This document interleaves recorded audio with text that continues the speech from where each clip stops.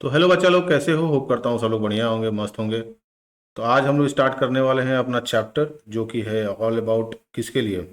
Indian economy का chapter है, one of the best chapter. और शुरुआत आपकी इंडियन इकोनॉमी से है। इसको समझिए, जानिए। पहला चैप्टर है Indian economy on the eve of independence. Chapter अच्छा है, चैप्टर को समझा जा सकता है, बहुत ही ब्यूटीफुल चैप्टर है। और इस आप इंडियन इकोनॉमी से आप बेसिक स्ट्रक्चर समझ पाएंगे कि इकोनॉमिक कंडीशन क्या रही है, और ड्यूरिंग द ब्रिटिश रूल कैसे चीज़ों को हम मतलब कोप अप करते थे, क्या हमको नुकसान हुआ। मतलब कुल मिला के बात यह है कि इस पूरे के पूरे चैप्टर से, इस पूरे की पूरी बुक से आपको ये समझ में आएगा कि कैसे ब्रिटिश रूल में हमारी पूरी तरीके से रिसोर्सेज को खराब किया गया, कैसे हमको पूरी तरीके से नील डाउन किया गया, और कैसे हमको एकदम तहस नहस मचा दिया गया हमको। ठीक है, तो हम क्या करेंगे, इस चैप्टर से सीखेंगे, इस चैप्टर से पूरी की पूरी चीजों को समझेंगे। तो इंडियन इकोनॉमी का पहला चैप्टर है Indian economy on the eve of independence. Eve of independence मतलब कि इंडिपेंडेंस के समय हमारी क्या स्थिति रही थी, क्या पूरा का पूरा पार्टिकुलर प्रोसेस था। चलो ठीक है, इसको point two point bullet point से समझेंगे पूरे चैप्टर को, ताकि आपको एक बेसिक स्ट्रक्चर समझ में आ जाए, चेक पूरा का पूरा चैप्टर काम कैसे करता है। तो पहला दिया हुआ है कि low level of economic development during a colonial rule. Colonial rule में देखो, ब्रिटिश हमको पता है कि 1947 के पहले, करीबन 200 साल पहले वो आए थे, और उन्होंने पूरी ओवरऑल हमको कैसे पूरा का पूरा कवर कर लिया था। अच्छा, वो सिंपल किस लिए आए थे? वो सिंपल सिर्फ किसके लिए आए थे? वो सिर्फ ट्रेड करने के लिए आए थे। किसके लिए आए थे? ट्रेड करने के लिए। किसके लिए आए थे? ट्रेड करने के लिए आए थे। जब वो ट्रेड करने आए तो उनको पता चला कि अरे अच्छा, यहाँ पे ट्रेड। अच्छा, ब्रिटिश का यही काम भी रहा है शुरुआत से ही। वो जिस भी कंट्री में जाते थे, वो वहां पे ट्रेड करने जाते थे। मतलब कि ये उस दुश्मन की तरह, उस दोस्त की तरह जाते थे, जो बाद में चल के आपका मतलब पूरा का पूरा घर तहस नहस मचा दे। एक एग्जाम्पल आपको देते हैं हम, कि ये वो दोस्त थे जो आपके घर सिर्फ चीनी मांगने आते थे, और चीनी मांगते मांगते पूरा घर ही साफ करके चले गए। तो कहने का मतलब यही था कि ब्रिटिश ये हर जगह किए, क्योंकि इनका अपना कुछ था नहीं। यूके में अगर आप देखेंगे तो यूके में उनका अपना रिसोर्स कुछ नहीं था, वो ट्रेड पे काम करते थे। ठीक है, तो ट्रेड पे काम करने की वजह से, क्योंकि उनके पास अपने रिसोर्सेज थे नहीं, तो वो दूसरी कंट्री में जाते थे, वहां के रिसोर्सेज का इस्तेमाल करते थे, वहां की कंट्री को पूरी लूटिंग प्रोसेस में रहते थे, पूरा लूट करते थे, और फिर वापस अपने देश। मतलब पूरी तरीके से ड्रेनेज सिस्टम जिसको कहा जाता है, कि एक तरह से कहीं पे जाइए और वहां से पूरी की पूरी रिसोर्सेज को ड्रेन करिए और वहां से चलते बनिए। तो इनका यही काम था। तो डेवलपमेंट ड्यूरिंग, अगर हम कॉलोनियल रूल की बात करें, तो हमारा ऑब्वियस सी बात है, मेन लाइवलीहुड किससे था? अगर हमारा सबसे पहली बात देखा जाए, तो हम किससे जी रहे थे? हमारा पूरा का पूरा जो वो चल रहा था, हमारा घर चल रहा था, वो किससे चल रहा था? एग्रीकल्चर से चल रहा था। किससे चल रहे थे हम? एग्रीकल्चर से थे। हमारे पास कोई भी इंडस्ट्री सेक्टर तो था नहीं, सारे इंडस्ट्री सेक्टर की तो एकदम बढ़िया से ले ली गई थी। ठीक है, तो मेन लाइवलीहुड हमारा क्या था? एग्रीकल्चर था। मोस्ट 80 से 90% की पॉपुलेशन जो थी वो हमारी एग्रीकल्चर डिपेंडेंट थी। ठीक है, वेल नोन हैंडीक्राफ्ट और कॉटन मेटल सूट। अच्छा, हम किसके लिए जाने जाते थे? वेल नोन हैंडीक्राफ्ट, हाथ से बनी हुई चीजों पे, मतलब कपड़े हो गए, कॉटन हो गया, मेटल हो गया, प्रेशियस स्टोन्स हो गए, इन सब के लिए हम जाने जाते थे। मतलब हमारे पास इतनी क्षमता थी कि हम किसी भी एक पार्टिकुलर आर्किटेक्ट को हम तैयार कर सकते थे, हम एक ब्यूटीफुल कपड़ा तैयार कर सकते थे, और हम क्या नहीं बना सकते थे। इसका एक सबसे बढ़िया एग्जाम्पल लिया जा सकता है कि हम जब प्री इंडिपेंडेंस की बात करते हैं, जब इंडिपेंडेंस के समय की अगर हम बात करें, तो उस समय देखोगे कि जब ढाका की बात होती है, किसकी बात होती है? ढाका की बात होती है।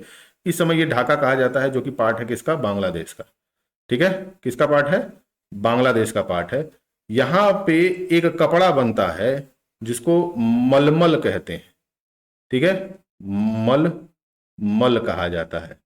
ये रॉयल्टी के लिए बनाया जाता था। किसके लिए बनाया जाता था? रॉयल्टी के लिए बनाया जाता था। मतलब ऑल ओवर द वर्ल्ड जो भी कंट्री के लोग आते थे, जो बड़े रॉयल्टी प्रोसेस में थे, वो ये मलमल का कपड़ा पहना करते थे। Sorry for the flickering of the light, light थोड़ी सी अप एंड डाउन हो रही है, आप यहाँ पे ध्यान दीजिए। मेरे चेहरे में कुछ नहीं रखा है, मेन टॉपिक पे ध्यान रखिए। तो रॉयल्टी के लिए बनता था, तो मलमल का कपड़ा जो था, मलमल, इसको मलमल शाही भी कहते थे, मलमल शाह भी कहते थे, और मलमल खासे भी कहा जाता था। ठीक है, तो मलमल का कपड़ा तैयार होता था। ये मलमल का कपड़ा हमारे यहाँ बनता था, सोचो बांग्लादेश में, अब जो पार्ट था हमारे इंडिया का। ठीक है, वेल नोन। उसके बाद से supplier of A raw material and consumer of a finish goods. तो ये क्या करते थे? इसको बेसिक तरीके से समझने की कोशिश करो कि ये क्या करते थे। पहले तो हम एग्रीकल्चर पे पूरी तरीके से डिपेंडेंट थे। पूरी तरीके से हम किस पे डिपेंडेंट थे? एग्रीकल्चर पे डिपेंडेंट थे।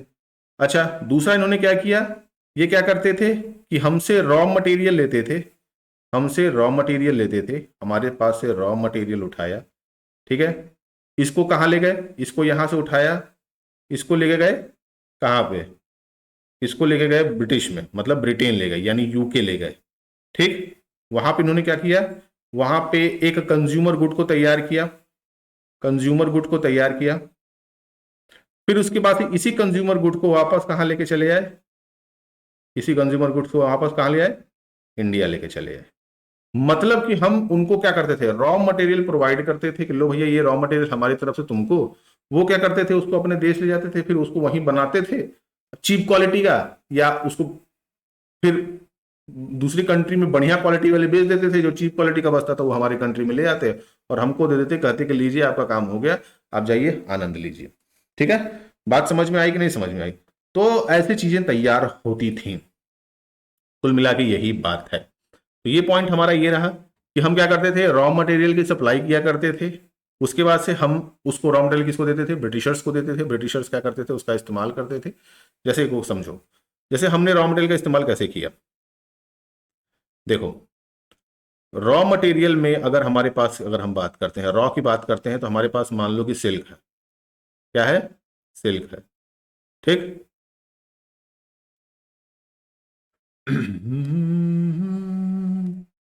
हमारे पास क्या है भैया, हमारे पास सिल्क है, सिल्क का हमारे पास रॉ मटेरियल का पड़ा पड़ा हुआ है। ये क्या हुए, ब्रिटिशर्स आए, कहां लेके चले गए, यूके लेके चले गए। यूके में इन्होंने क्या किया, यूके में इन्होंने इसका क्या बनाया, क्लोथ तैयार किया, ठीक। अब जो गुड क्वालिटी के कोट्स क्लोथ से, मतलब कि गुड क्वालिटी के जो क्लोथ से वो डिफरेंट डिफरेंट कंट्रीज में डिस्ट्रीब्यूट हुए। बाकी जो चीप क्वालिटी थी, जो चीप क्वालिटी थी, एकदम बेकार जो क्वालिटी थी, उसको कहां लेके चले आए, उसको लेके चले आए इंडिया में। इसको कहां लेके चले आए, इंडिया में, ठीक। तो ये इनका यही काम रहा है शुरुआत से ही, अभी भी यही काम कर रहे हैं। अगला देखो एग्रीकल्चरल स्ट्रक्चर। एग्रीकल्चरल स्ट्रक्चर की अगर हम बात करें तो क्या, एग्रीकल्चरल स्ट्रक्चर में बात करेंगे तो 80% are living with the village. हमारी टोटल ओवरऑल पॉपुलेशन की अगर हम बात करें, अगर हम टोटल ओवरऑल पॉपुलेशन की बात करें, तो करीबन करीबन हम 85% के आसपास, मतलब 85% प्लस पीपुल्स कहां रहा करते थे, गांव में रहा करते थे, यानी विलेज में रहा करते थे। इसका मतलब कि ये किससे जुड़े होंगे, ऑब्वियस सी बात है एग्रीकल्चर से जुड़े होंगे। किससे जुड़े होंगे, एग्रीकल्चर से जुड़े होंगे, ऑब्वियस सी बात है। एग्रीकल्चर प्रोडक्टिविटी उस समय क्या थी, लो थी। ये क्या करते थे, लो थी, एग्रीकल्चर प्रोडक्टिविटी जो थी उस समय हमारी लो थी। कारण क्या था, इसका कारण को समझने की कोशिश करो। कारण बहुत ही बेसिक था। जैसे ही ये इंडिया में आते हैं, जैसे ही ये इंडिया में आते हैं, इन्होंने देखते हैं कि यहाँ पे भाई एग्रीकल्चरल लैंड बहुत ज्यादा है, मतलब लैंड की हमारे पास कोई समस्या ही नहीं है, लैंड बहुत ज्यादा है, ठीक है। अब ऑब्वियस सी बात है, यहाँ की जो लैंड थे वो डिस्ट्रीब्यूटेड थे किसके, बड़े बड़े जमींदार वगैरह, जो राजा वगैरह हुआ करते थे, वो सबको डिस्ट्रीब्यूट कर देते थे कि लो भाई ले जाओ, जो इसका रेंट होगा, मतलब जो इसका पैसा होगा, मतलब जो भी सामान तुम बनाते हो, बेचते हो, जो भी करते हो, उसका जो कुछ पार्ट हमको दे देना, मतलब एक हिस्सा हमको दे देना, वो हिस्सा मैं अपने पास रखूंगा। ये आते हैं यहाँ पे, देखते हैं कि अपॉर्चुनिटी लैंड की बहुत ज्यादा है, तो ये यहाँ पे क्या उगाते हैं, यहाँ पे ये उगाते हैं क्रैश क्रॉप्स, यानी कैश क्रॉप्स, वो प्रोडक्ट्स जो इनको पैसा दें। अब इसमें वो क्या हो सकता था, इंडिगो हो सकता था, इंडिगो हो सकता था, ठीक है, क्या हो सकता, इंडिगो हो सकता था,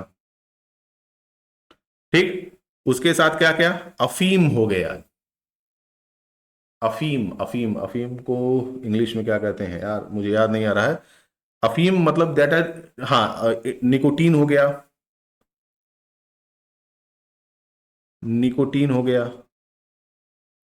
जिसको टोबैको की तरह इस्तेमाल किया जाता था, टोबैको, टोबैको की तरफ, मतलब टोबैको उगाना, इंडिगो उगाना, अफीम, मैं इसका नाम भूल रहा हूं, बड़ा ही अच्छा नाम है इसका इंग्लिश में, आई कांट रिमेंबर, इस समय मुझे याद नहीं आ रहा। तो ये क्या उगाते थे, ये कैश क्रॉप्स उगाते थे जिससे इनको पैसा मिले, ठीक। तो यहां पे जो कल्टीवेटेड लैंड थी, जो हमको वीट दिया करती थी, ग्रेन्स दिया करती थी, वेजिटेबल्स दिया करती थी, वो अब क्या हो गई, वो खराब हो गई। अब वो ऐसे प्रोडक्ट्स में आ गई, ऐसे एग्रीकल्चर प्रोडक्ट्स में आ गई जो प्रोडक्ट्स का कोई मतलब ही नहीं था। हमारे लिए तो इंडिको को कोई मतलब नहीं था, हमारे यहाँ लोग सिगरेट वगैरह तो पीते नहीं थे, तो कंजम्पशन ऑफ टोबैको भी उतना नहीं था। हमारे यहाँ अफीम की खेती नहीं होती थी, मतलब होती थी राजशाही प्रोस्पेक्टिव से देखा जाए तो वहां पे कुछ लोग यूज किया करते थे, but for the limited use, सिर्फ राजाओं के लिए या कुछ बेसिक जमींदारों के लिए होता था, बाकी आम लोग अफीम की तरफ नहीं थे। बट ये ऐसे क्रॉप्स की तरफ चले गए जिनका इस्तेमाल किसके लिए किया जाए, कैश के लिए किया जाए, जिसको ये बाहर ले जाके अच्छे दामों में बेचा जा सके। तो एग्रीकल्चर प्रोडक्टिविटी लो थी, किसकी लो थी? फार्मर्स की लो थी, टेनेंट्स की लो थी, उनको कुछ मिला नहीं करता था। दूसरा, इन्होंने लैंड सेटलमेंट कर दिया, कॉलोनियल गवर्नमेंट, जो जमींदारी सिस्टम इन्होंने ले आ दी, क्या ले आ दिया? जमींदार सिस्टम ले आ दिया, जमींदार सिस्टम ले आ दिया इन्होंने। अच्छा, जमींदारी सिस्टम क्या हुआ था, इसको समझने की कोशिश करो। जमींदारी सिस्टम में क्या होता था कि जमींदारी सिस्टम में अब मान लो किसी किसी जमींदार के पास 200 बीघा खेत है, मतलब 200 एकड़ की जमीन है उसके पास। एकड़ सभी लोग समझ लिए होंगे, 200 एकड़ की जमीन है।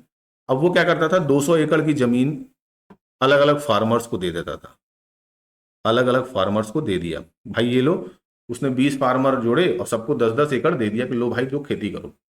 अब उसमें वो क्या करेगा, उसमें वो सिर्फ या तो रेंट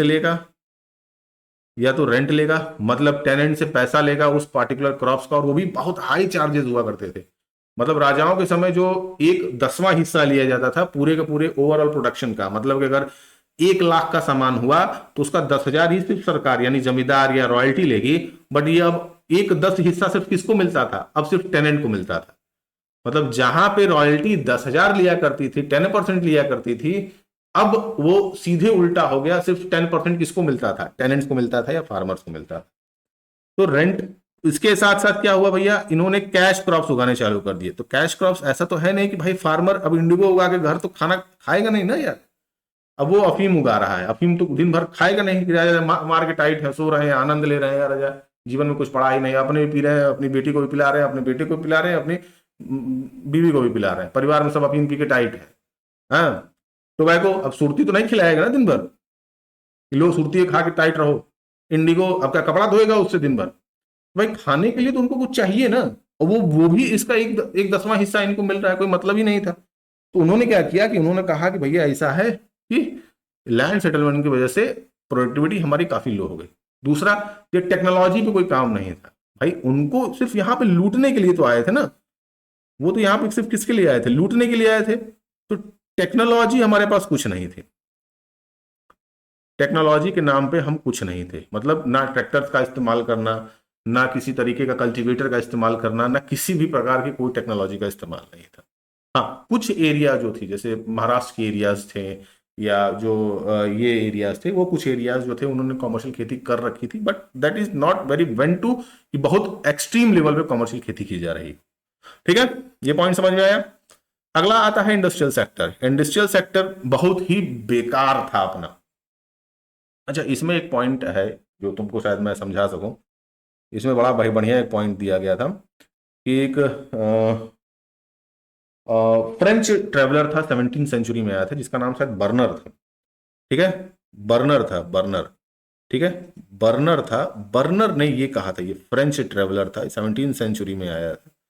ठीक है, फ्रेंच ट्रेवलर था, ये 17वीं सेंचुरी में आया था। किसमें? 17वीं सेंचुरी में आया था, और उसने कहा था कि इंडिया जो है वो ग्रेटर देन इजिप्ट, मतलब कि इजिप्ट से भी एक अलग दुनिया है ये। वो अपने बुक में लिखता है, या अपने जो उसके थॉट्स जो होते हैं, जो अपनी किताबों में लिखता है, उसमें उसने कहा कि जो मैंने देखा है, जो मैंने महसूस किया है इंडिया में, वो मैं दुनिया के किसी भी कंट्री में महसूस नहीं किया, इवन इन द इजिप्ट। मतलब कि हम, हमारे पास जमीन की कमी नहीं थी, हमारे पास खाने की कमी नहीं थी। उसने अपनी किताब में लिखा है कि खाने की कोई कमी नहीं है, सब्जियों की कोई कमी नहीं है, घोड़ों की कोई कमी नहीं है, बकरियों की कोई कमी नहीं है, मतलब एवरीथिंग इज एन अबांडेंट। इतना ज्यादा है कि कोई उसका मतलब हिसाब ही किताब नहीं है। और उसको इस तरीके से एक्सप्लॉइट कर जाना, मतलब ब्रिटिश गवर्नमेंट ने इस तरीके से एक्सप्लॉइट कर दिया कि कुछ बचा ही नहीं हमारे पास। तो दैट इज द थिंग कि इसमें बात होती है। इंडस्ट्रियल सेक्टर देखो, इंडस्ट्रियल सेक्टर में तो सिंपल सी बात है भाई, इंडस्ट्रियल सेक्टर हम कैसे कह सकते हैं? इंडस्ट्रियल सेक्टर हमारे पास कुछ था ही नहीं। इंडस्ट्रियल सेक्टर में हमारे पास क्या था? इंडस्ट्रियल सेक्टर में गिनी चुनी हमारे पास चीजें थी, ठीक है। इंडस्ट्रियल सेक्टर में हमारे पास क्या था? कुछ नहीं था। बेसिक चीजें थी हमारे पास। क्या क्या थी भैया? कॉटन इंडस्ट्री थी, जूट इंडस्ट्री थी, जूट इंडस्ट्री थी। 1907 में भाई टाटा और टिस्को आए, मतलब टाटा आई तो इन्होंने भाई मान लो कि स्टील में आने का काम किया, तो 1907 में टाटा आई। बाकी जूट का जो था ये कहाँ पे होता था भाई बताइए? क्वेश्चन बन जाएगा कि प्री इंडिपेंडेंस के समय, मतलब इंडिपेंडेंट के एरा के पहले जूट का फॉर्मेशन कहाँ होता है? एमसीक्यू का क्वेश्चन बहुत बढ़िया है ये होता था भाई बंगाल में। कहाँ होता था? याद रखिएगा, बंगाल में अभी भी होता है। बट ये याद रखिएगा, ये कंट्रोल कौन करते थे? ये फॉरेनर कंट्रोल करते थे। कौन करते थे? फॉरेनर कंट्रोल करते थे। कॉटन, कॉटन कंट्रोल कौन करता था भैया? कॉटन इंडियन कंट्रोल करते थे। कौन कंट्रोल करते थे? इंडियन कंट्रोल करते थे। दूसरा जो सबसे बड़ी बात है कि कॉटन कहाँ होता था? महाराष्ट्र में और गुजरात में। तो ये बेसिक पॉइंट है, इसको याद रखिएगा, क्वेश्चन कभी कभी बन जाते हैं एमसीक्यू से, ठीक है। तो हैंडीक्राफ्ट इंडस्ट्री थी जो हमारी काफी तरीके से डिक्लाइन हो रही थी, क्योंकि हैंडीक्राफ्ट प्रोडक्ट ब्रिटिशर्स के लिए कोई काम का नहीं था भाई। वो ऐसा क्या करेंगे भाई? फॉरेन गवर्नमेंट जो थी वो आई, उसके लिए हैंडीक्राफ्ट कुछ था ही नहीं। उसको तो पूरा का पूरा प्रोसेस ऐसे तैयार करना था कि हम जितना हो सके इनके रिसोर्सेज को लें और जितना हो सके इनको हम क्या करें? एक्सप्लॉइट करें, ठीक है। तो हैंडीक्राफ्ट इंडस्ट्री का कोई मतलब नहीं था, ठीक। इन्होंने पूरी तरीके से इसको डिक्लाइन कर दिया, पूरी तरीके से खत्म कर दिया। टू फोल्ड इकोनॉमी तैयार की। टू फोल्ड इकोनॉमी को समझिएगा, बड़ा ही बेसिक है ये क्वेश्चन, इंपॉर्टेंट हो सकता है, ये इंपॉर्टेंट हो सकता है, आपका क्वेश्चन बन जाएगा, मतलब बन सकता है कि what is two fold economy. ये 2 नंबर के भी क्वेश्चन में आएगा, 3 नंबर के भी क्वेश्चन में आएगा, और एक पूरे पैराग्राफ में भी क्वेश्चन दे सकते हैं, जो लॉन्ग या शॉर्ट क्वेश्चन में भी आपका आ सकता है। तो ये इंपॉर्टेंट है two fold economy. Two fold economy का मतलब क्या होता है कि एक तरफ आपके इंपोर्ट और एक्सपोर्ट को कंट्रोल करना, दूसरा आपके ऊपर ऐसे प्रोडक्ट्स की अबंडेंस कर देना जिसका आप इस्तेमाल ही नहीं कर सकते, ठीक है। मतलब कि आपको चारों तरफ से बंद कर देना, यही कहलाया टू फोल्ड इकोनॉमी, ठीक है। चारों तरफ से आपको बंद कर दिया गया। मतलब क्या कि ये पूरा का पूरा कंट्रोल कर रहे थे, किसको? एक्सपोर्ट को भी कंट्रोल कर रहे थे, और किसको कंट्रोल कर रहे थे? इंपोर्ट को भी कंट्रोल कर रहे थे। मतलब जो सामान यहां से बाहर जाएगा वो भी कंट्रोल में था, जो सामान वहां से अंदर आएगा वो भी कंट्रोल में था। अच्छा, हम एक्सपोर्ट सिर्फ किसको किसको कर सकते थे ये भी याद रखिएगा। हम एक्सपोर्ट कर सकते थे सिर्फ चाइना को, सेलन जो कि अभी का श्रीलंका है, ठीक है, अभी का श्रीलंका है, और पर्शिया जो अभी का क्या है? ईरान। यहां तक बस यही 3 कंट्री थी जिनको हम क्या कर सकते थे? एक्सपोर्ट कर सकते थे। वो भी अपने हिसाब से नहीं कि जो भी मन में आया हम एक्सपोर्ट, भाई जो रहेगा वही ना एक्सपोर्ट करेंगे। इंपोर्ट सिर्फ कहां से होगा ये याद रखिएगा, इंपोर्ट सिर्फ कहां से होगा? इंपोर्ट सिर्फ कहां से होगा? सामान जो आप बाहर से मंगाएंगे वो कहां से होगा? वो सिर्फ ब्रिटिश गवर्नमेंट करेगी। कौन करेगा? ब्रिटिश गवर्नमेंट करेगी। मतलब जो भी आपको चाहिए वो कौन करेगा? वो ब्रिटिश गवर्नमेंट करेगी। तो आपके एक्सपोर्ट में भी कंट्रोल है, आपके इंपोर्ट में भी कंट्रोल है। ऐसे सामानों की अबंडेंस कर देना जिसका आपका जरूरत ही नहीं है। भाई हमारे यहाँ लोग धोती कुर्ता पहनते थे, शेरवानियां पहनी जाती थी, कुर्ते पजामे पहने जाते थे। ये पूरा का पूरा फ्लिप कर दिया। इन्होंने कहा कि नहीं तुम सूट पहनो, ठीक है, तुम पैंट पहनो, तुम जीन्स पहनो। तो जिसकी जरूरत नहीं थी पूरी की पूरी सिचुएशन को बदल देना। तो टू फोल्ड इकोनॉमी ये रही। New demand in consumer market, consumer market, sorry for the spelling mistake. Consumer market में नई डिमांड क्रिएट की। मैंने बता दिया आपको, नई डिमांड को क्रिएट कर दिया गया। भाई चाय हम पीते नहीं थे, हमको चाय जबरदस्ती पिलाई गई। भाई हम कंजम्पशन, हम कभी निकोटीन मतलब चाय का हम कभी कंजम्पशन किए ही नहीं। आज उन्हीं का दिया हुआ है कि 85% से 90% पॉपुलेशन इंडिया की चाय पीती है, और हमारा जितना प्रोडक्शन होता है उसका 90% हम खुद ही कंज्यूम कर जाते हैं। तो ये किसका दिया हुआ? ये उनका दिया गया हुआ। They are using the strategy of free marketing, जो जियो ने इस्तेमाल किया था। भाई जियो ने क्या किया कि फ्री में आपको जियो दे दिया, फिर आपने इसका इस्तेमाल किया, फिर आपको आदत लगी, अब आप रिचार्ज करा रहे हैं 350 का। कि कहाँ आप आज से 5 साल पहले रिचार्ज फ्री में था, साल भर आप जियो इस्तेमाल करते थे, साल भर आपका नेटवर्क अच्छे से चलता था, कहाँ से आप इस्तेमाल करते थे, और आज क्या हो गया?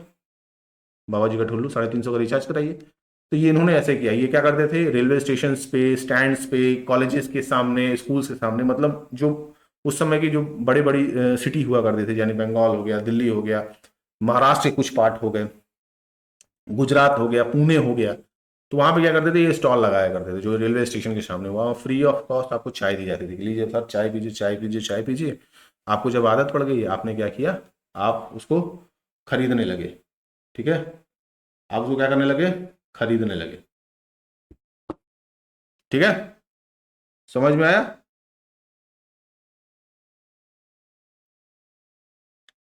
इंपोर्ट चीप क्वालिटी ना ब्रिटिश गुड्स, मैंने आपको बता दिया कि भाई ये क्या करते थे, चीप क्वालिटी को प्रोड्यूस करते थे।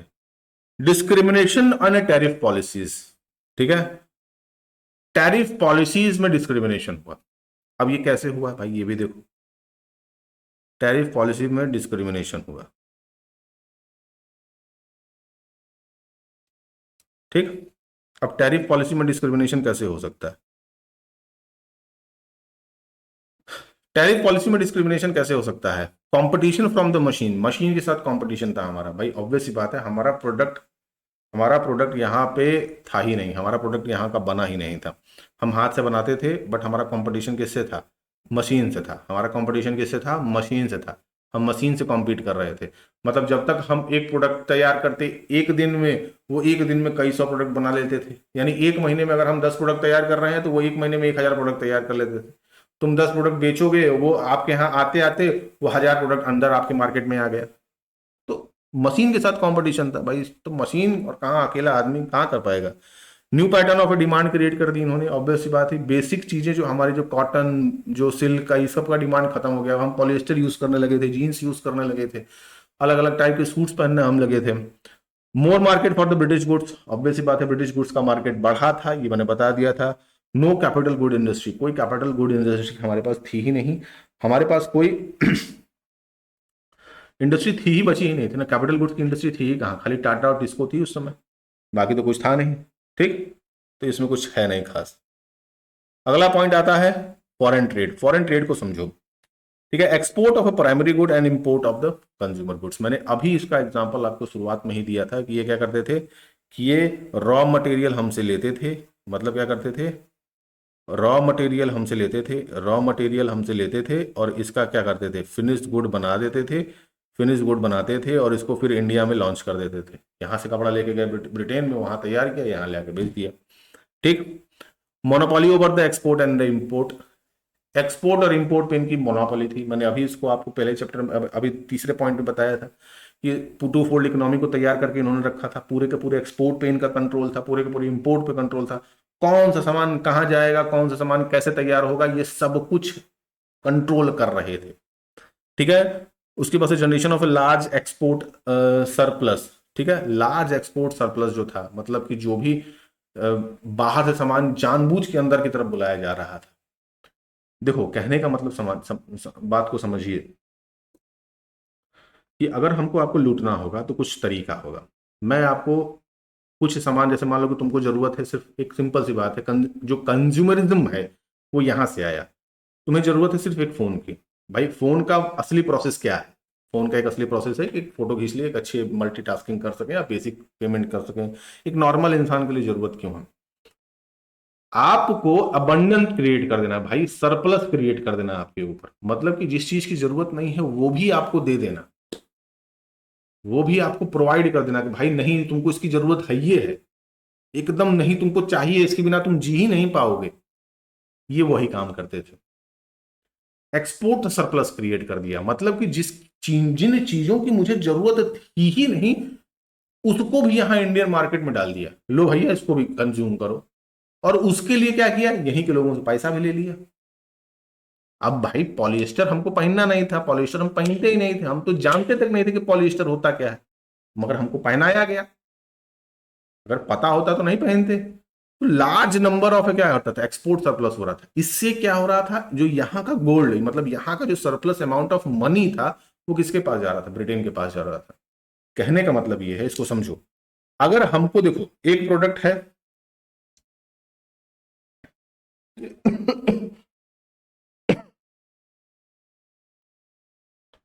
ठीक है, एक प्रोडक्ट है, एक प्रोडक्ट है, देखो एक कोई प्रोडक्ट है जिसको पूरे के पूरे कंट्री में सिर्फ 1,000 यूनिट की जरूरत है। कितने की जरूरत है? 1,000 यूनिट की जरूरत है। ठीक है, जो कि 1 रुपए के हिसाब से आपको मिल रहा है। मगर मैंने क्या किया, मैंने चालाकी कर दी, आपको 10,000 यूनिट दे दिया। क्या कर दिया? मैंने आपको 10,000 यूनिट दे दिया। ये 10,000 यूनिट कितने का हो जाएगा? अगर 1 रुपए के हिसाब से 10,000 रुपए हुए कि नहीं हुए? यानी जहां पे आप 1,000 रुपए खर्च करते, वहां पे आप 10,000 रुपए खर्च कर रहे थे। जरूरत तो 1,000 की थी, आप दे कितना रहे हैं? 10,000 दे रहे हैं, यानी पैसा आपसे ज्यादा लिया जा रहा है। तो सरप्लस अमाउंट में आपसे क्या लिया जा रहा था? ऑब्वियसली बात है, पैसा लिया जा रहा था। डेमोग्राफिक कंडीशन देखो, first collected by the British India in 1881। 1881 में कलेक्ट किया गया था। ऑब्वियसली बात है भाई, 1881 में हम कलेक्ट करेंगे। ठीक है, 1881 में हमने कलेक्ट किया था। First collected by the British India in 1881। 1881 में हमने कलेक्ट किया भाई पहली बार, मतलब अगर हम बात करें तो। After 1921 rate of population is very high. 1921 के बाद हमारी पॉपुलेशन बहुत तेजी से बढ़ी, क्योंकि हमारे पास मेडिसिन आ चुकी थी। ठीक है, जो अंग्रेजी मेडिसिन थी, इंग्लिश मेडिसिन थी, वो आ गई थी और इजीली अवेलेबल थी टू द पब्लिक। तो वो अब क्या हो गई थी, उससे मोर्टिलिटी रेट जो था वो हमारा थोड़ा सा बढ़ा था, लोगों की लाइफ एक्सपेक्टेंसी भी बढ़ी थी। तो हम क्या हो रहा था, मोर्टिलिटी रेट सॉरी घटी थी और हमारी लाइफ एक्सपेक्टेंसी बढ़ी थी उसकी वजह से। लिटरेसी रेट करीबन करीबन 16% का था, जिसमें फीमेल का सिर्फ 7% है। सॉरी 75% हो गया है, ये 75% नहीं है, ये क्या है, ये सिर्फ 7% है। 7% फीमेल थे, बाकी टोटल 16% में 7% फीमेल और 9% मेल हुआ करते थे। ठीक, मोर्टिलिटी रेट बहुत ज्यादा थी, मतलब बहुत ज्यादा मरने की संख्या थी। इन्फेंट मोर्टिलिटी रेट करीबन 218, यानी 1,000 में, मतलब बच्चों की मरने की जो जनसंख्या थी वो 1,000 में 218, यानी 1,000 बच्चों 218 बच्चे मर जाते थे। लाइफ एक्सपेक्टेंसी करीबन 38 साल, और सॉरी 48 साल, मतलब 48 ईयर की थी। अब जो 64 साल है, तो ये बेसिक डेमोग्राफिक कंडीशन था। ठीक है, अब हम देखते हैं ऑक्यूपेशनल स्ट्रक्चर क्या रहा है। लार्जेस्ट शेयर एग्रीकल्चर था, 70 to 80%, मैंने बता दिया था। मैन्युफैक्चरिंग और सर्विस सेक्टर में आप 20% से 10% के बीच में थे। अच्छा, अगर हम बात करें प्रेजेंट डेट तमिलनाडु की, आंध्र प्रदेश की, केरला की, कर्नाटका की, बॉम्बे की, बंगाल की, तो decline in workforce of agricultural dependency, मतलब तमिलनाडु, आंध्र प्रदेश, केरला, कर्नाटका, बॉम्बे, ये सब, बंगाल, ये एग्रीकल्चर प्रोडक्ट्स की तरफ नहीं थे। ये किसकी तरफ चले गए थे? ये चले गए थे मैन्युफैक्चरिंग की तरफ। यानी ये मैन्युफैक्चरिंग भी कर रहे थे, प्लस ये किस में थे? सर्विस सेक्टर में भी थे। तो ये दो चीजों में ये काम कर रहे थे। बात समझ में आए कि नहीं समझ में? मैन्युफैक्चरिंग में भी थे और सर्विस में भी थे। तो कुल मिला के बात ये चल रही है। ठीक, तो ऑक्यूपेशनल स्ट्रक्चर ऐसा ही था, बेसिक है, इसको याद रखिएगा। और लास्ट में आता है आपका इंफ्रास्ट्रक्चर। भाई ऑब्वियस सी बात है, railway, water transport, post, telegraph इन्होंने दे दिया था। रेलवे इंट्रोड्यूस हुआ था 1850 में, ये याद रखिएगा, बॉम्बे टू थाने। और कहने का मतलब ये है कि इंफ्रास्ट्रक्चर यहाँ पे दिया कैसा गया था, सिर्फ बेसिक एमिनिटीज को पूरा करने के लिए। मतलब किसके लिए? कि आर्मी को ले जाया जा सके और प्रोडक्ट ट्रांसपोर्टेशन के लिए, बस। किसके लिए? प्रोडक्ट ट्रांसपोर्टेशन के लिए। बहुत बढ़िया रोड हमको तैयार करके नहीं दिया गया था कि नहीं बहुत चौकीदार रोड बना हुआ, ना ना ना, सिर्फ आर्मी और प्रोडक्ट ट्रांसपोर्टेशन के लिए। इसके अलावा हमको किसी भी प्रकार की कोई सेवा कुछ भी नहीं देना था। लास्ट में कंक्लूजन क्या आता है? लास्ट में यही कंक्लूजन आता है, agriculture sector settled with the surplus labour. Obviously बात है भाई, हमारे पास मैन्युफैक्चरिंग इंडस्ट्री थी नहीं, सर्विस सेक्टर था नहीं, तो ऑब्वियसली बात है पूरी पूरी पॉपुलेशन कहाँ डिपेंडेंट थी? एग्रीकल्चर में डिपेंडेंट थी। तो एग्रीकल्चर बहुत ज्यादा हुआ करता था। Foreign trades only for the britishers. सिर्फ फॉरेन ट्रेड किसके लिए था? ब्रिटेन के लिए था, बाकी किसी कंट्री के लिए बंद था, क्योंकि पूरा का पूरा कंट्रोल किसका था? ब्रिटिशर्स के लिए था। Infrastructure needs to be upgradation. मैंने बताया कि इंफ्रास्ट्रक्चर की नीड किस लिए थी? सिर्फ सिर्फ इंफ्रास्ट्रक्चर सिर्फ इनकी आर्मी के लिए था, कि आर्मी को कंट्री में इधर उधर ले आया जा सके, प्लस सिर्फ किसके लिए? गुड्स के लिए, बस। इसके अलावा किसी चीज की हमको जरूरत नहीं थी। अच्छा, एक चीज याद रखिएगा कि पर कैपिटल इनकम में एक बहुत बढ़िया हम्म पर कैपिटल इनकम का एक क्वेश्चन था इसमें, जो था वो शायद मैंने लिखा नहीं है, आई थिंक सो, नहीं लिखा है मैंने। ठीक है, तो पर कैपिटल इनकम में एक चीज है, आप उसको याद रखिएगा, वो शायद आपको याद रहे, आप उसको थोड़ा सा दिमाग में उसको कहीं बैठा लीजिए। पर कैपिटल इनकम में Dadabhai Naoroji, V K R V Rao, R G Desai, ठीक है। तो नरोजी, देसाई और वीके आरवी राव, मतलब वीके आरवी राव, ये तीन चार लोग थे। एक फर्नर भी थे, शायद फर्नर थे, क्या नाम मुझे याद नहीं आ रहा है। ये तीन लोग थे बेसिक जो थे, एक नरोजी, देसाई और वीके आरवी राव। ये पर कैपिटल इनकम को तैयार कर रहे थे। इसमें सबसे बढ़िया जो थे, मतलब इनमें अगर देखा जाए कि सबसे अच्छा जो रिपोर्ट तैयार हुआ था, वो तैयार हुआ था किसका? वीके आरवी राव का, ठीक है। वीके आरवी राव का सबसे अच्छा तैयार हुआ था। इन्होंने कहा था, मतलब बताया भी था कि नहीं, it's one of the best की है, वीके आरवी राव सबसे अच्छे हैं, ठीक है। सबसे अच्छा रिपोर्ट इन्होंने तैयार किया था पर कैपिटल इनकम के हिसाब से। और इन्होंने बताया था कि करीबन 2% का पर कैपिटल इनकम रहा है, और हर साल 0.5% की ग्रोथ हमको देखने को मिली थी, ठीक है। ये आखिरी पॉइंट है, उसको याद रखिएगा। कभी कभी क्वेश्चन बन जाता है कि विच वन में कौन कौन आते हैं, और जो पर कैपिटल इनकम के डेफिनेशन में डिफाइन करते हैं। तो इतना ही है, यही पूरा टॉपिक है। और थैंक यू फॉर कि आप इस वीडियो को देख पाएँ। बाकी मिलते हैं कल इसी समय इसी वक्त, तब तक के लिए बाय।